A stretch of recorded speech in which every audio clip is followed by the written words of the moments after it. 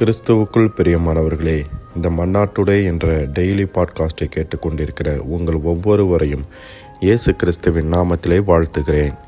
யோசுவா 1 அதிகாரம் 7-8 வசனங்கள் இப்படியாக கூறுகிறது. என் தாசனாகிய மோசே உனக்கு கற்பித்த நியாய பிரமாணத்தின்படியெல்லாம் செய்ய கவனமாயிருக்க மாத்திரம் மிகவும் பலங்கொண்டு திடமானதாயிரு. நீ போகும் இடமெல்லாம் புத்திமானாய் நடந்து கொள்ளும்படிக்கு அதை விட்டு வலது இடதுபுறம் விலகாதிருப்பாயாக.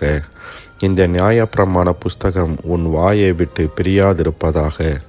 இதில் எழுதியிருக்கிறவைகளின்படியெல்லாம் நீ செய்ய கவனமாயிருக்கும்படி இரவும் பகலும் அதை தியானித்து கொண்டிருப்பாயாக. அப்பொழுது நீ உன் வழியை வாய்க்க பண்ணுவாய், அப்பொழுது புத்திமானாயும் நடந்து கொள்ளுவாய் என்பதாக. நீ உன் வழியை வாய்க்க பண்ணுவாய்.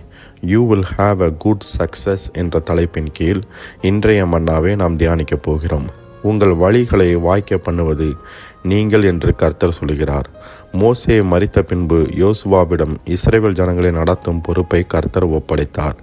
என்னுடைய காரியங்கள் எப்படிப்பட்டதாய் காணப்படும் என்றும் 31 ராஜாக்களையும் 7 ஜாதிகளையும் மேற்கொள்ளுவது எப்படி என்று யோசுவா சிந்தித்த வேளையில் அவனுடைய வழிகளை வாய்க்க பண்ணுவதன் இரகசியத்தை கர்த்தர் அவனுக்கு கற்றுக் கொடுத்தார். அதை கற்றுக்கொள்வது நம்முடைய வாழ்க்கையிலும் நம்முடைய வழிகளையும் நாம் செய்கிற காரியங்களையும் வாய்க்க பண்ணுவதற்கு உதவியாக காணப்படும்.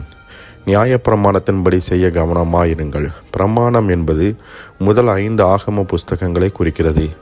மோசேயின் மூலமாக வந்த கர்த்தருடைய வார்த்தைகளாக காணப்படுகிறது. வேத வார்த்தைகளை வாசிக்கிறவர்களாகவும் கேட்கிறவர்களாகவும் மாத்திரமல்ல, அதன்படி செய்கிறவர்களாக நாம் காணப்பட வேண்டும். இயேசுவும் இந்த வார்த்தைகளின்படி செய்கிறவர்களே புத்தியுள்ள மனுஷர்கள் என்றார். நம்முடைய வழிகள் வாய்ப்பதற்கு கர்த்தருடைய வார்த்தையின்படி செய்ய நம்மை அர்ப்பணிக்க வேண்டும். கர்த்தருடைய வார்த்தைகளை விட்டு இடதுபுறம் வலதுபுறம் விலகாதிருங்கள்.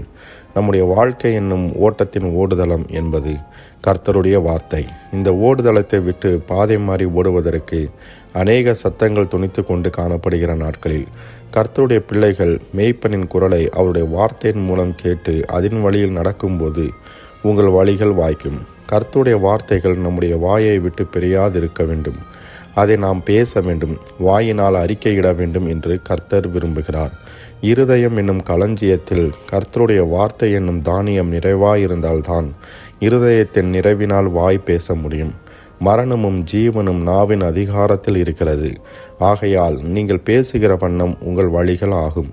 கர்த்தருடைய வார்த்தைகளை இரவும் பகலும் தியானிக்க வேண்டும். தியானிப்பது என்பது அசைப்படுவதாய் காணப்படுகிறது.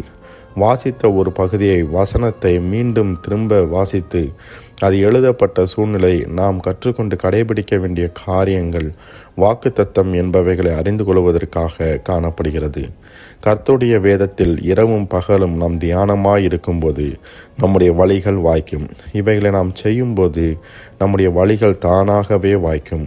கர்த்தர் அதை வாய்க்கச் செய்வார். நீங்கள் புத்திமான்களாகவும் காணப்படுவீர்கள். கர்த்தர் தாமே உங்கள் ஒவ்வொருவரையும் ஆசீர்வதிப்பாராக. ஜெபம் செய்வோமா? அன்பின் பரலோக தகப்பனே, இந்த மன்னாட்டுடே என்ற டெய்லி பாட்காஸ்டை கேட்டுக்கொண்டிருக்கிற உம்முடைய பிள்ளைகள் ஒவ்வொருவரையும் கர்த்தர் தாமே ஆசீர்வதிப்பீராக என்று சொல்லி ஜெபிக்கிறேன். உம்முடைய பிள்ளைகள் எப்பொழுதும் இரவும் பகலும் உம்முடைய வசனத்தை தியானிக்கிறவர்களாக, அதன்படி நடக்கிறவர்களாக கர்த்தர் நீர் வணைவீராக என்று சொல்லி ஜெபிக்கிறேன். ஆண்டவரே, உம்முடைய வேத வார்த்தைகள் எல்லாம் எங்களுக்கு ஆரோக்கியமான உபதேசமாக காணப்படுகிறதே. அந்த வார்த்தையை கற்றுக்கொண்டு எங்களுடைய வழியை வாய்க்கும்படியாக கர்த்தர் நீர் செய்வீராக என்று சொல்லி ஜெபிக்கிறேன். இந்த நாள் உம்முடைய பிள்ளைகளுக்கு ஆசீர்வாதமாக இருக்கட்டும். போக்கிலும் மரத்திலும் உடன் இருப்பீராக. காரிய சித்தி உண்டாகட்டும். கையிட்டு செய்கிற எல்லா காரியங்களையும் கர்த்தர் நீர் வாய்க்க பண்ணுவீராக என்று சொல்லி ஜெபிக்கிறேன். ஆட்டுக்குட்டியானவருடைய இரத்தத்தின் பாதுகாப்பிற்குள்ளாக ஒவ்வொருவரையும் ஒப்பு கொடுத்து இயேசுவின் நாமத்தில் கேட்கிறேன் எங்கள் ஜீவனுள்ள நல்ல பிதாவே. ஆமேன், ஆமேன்.